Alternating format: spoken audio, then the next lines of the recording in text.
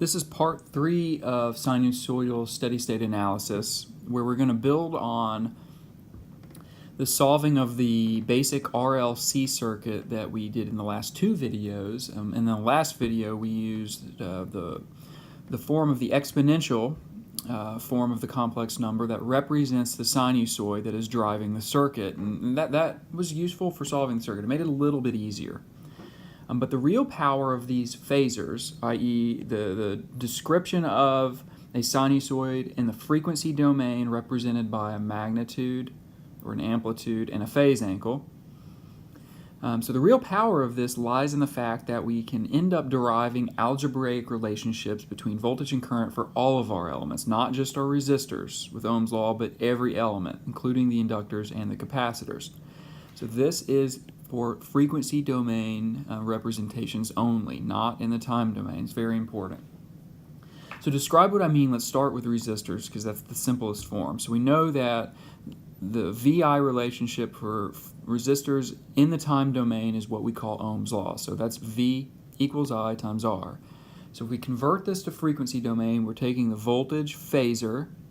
So in this case, I'll write that as in polar form as being amplitude Vm at an angle theta for that voltage V. The current phasor would be amplitude I with angle theta, and then times R. So the phasor is what I call the polar form of this representation. So I can rewrite that as V bar and rewrite the phasor for I as I bar and simplify this expression in the frequency domain as V bar equals I bar times R. Okay, so that's just the exact same relationship between V and I that we're used to using, just in frequency domain. Now note that we can represent these phasors V and I in polar, exponential, or rectangular form. It's just usually convenient when converting to and from the time domain to start in the phasor form. So as an example, let's let V be 8 cosine 100t minus 50 degrees units volts, be the voltage across a 4 ohm resistor. Let's solve for I. We know that I equals V over R in the time domain. So in the time domain, we can solve this as 8 times the cosine over 4, which is going to be equal to 2 times cosine 100 degree minus 50. Now we have the phase angle that we put into it, negative 50, is the same that we get out of it. But let's do this in the frequency domain instead. So we're going to take the voltage phasor or take the voltage in the time domain and convert to a phasor. So the voltage phasor is 8 angle negative 50. The equation relating I and V is I equals V over R in frequency domain. That's 8 angle negative 50 over 4. We can do math in this form. 8 divided by 4 is 2 with an angle of negative 50. So our solution for I is 2 angle negative 50. Note that from this form we can convert readily back into the time domain. So our math works in the frequency domain as well as in the time domain. Next, let's analyze inductors. So in the time domain, the expression is V equals L times the first derivative of the current. Okay, let's convert to frequency domain. First, let's do this example by converting to the exponential form first. In a similar way we solved the RL circuit in the last video, but I want to do it again to prove a point. So converting into the phasor form, or converting Vt to the complex exponential form in time domain, we get Vm e raised to the j times quantity omega t plus theta equals L times the first derivative of I times e to the j omega t plus phi. Okay. Simplifying this, we get Vm e to the j omega t e to the j theta times equals j omega L I e to the j omega t e to the j phi. Noting, just like in the last video, we have e to the j omega t on both sides of the equation, so they cancel, leaving over Vm e to the j theta, which is what we're defining as our voltage phasor because it's both a magnitude and an angle, equals j omega L times a current phasor.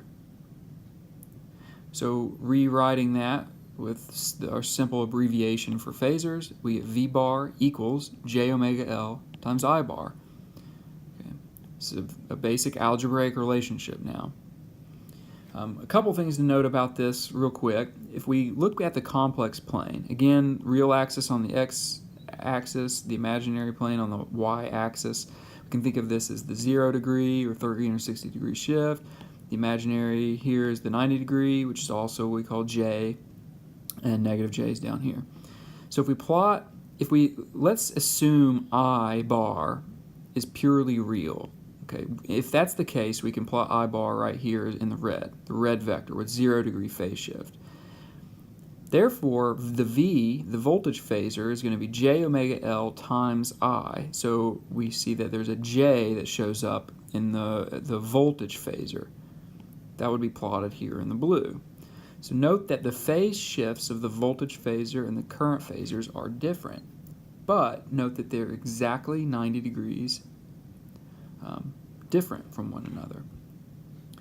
So we can refer to these as lagging and leading. We can say voltage leads the current by 90 degrees. We could say the current lags the voltage by 90 degrees. So recall that in the time domain for inductors, we said that inductors resisted changes in current. And that's because this first expression, the current, shows up as a first derivative.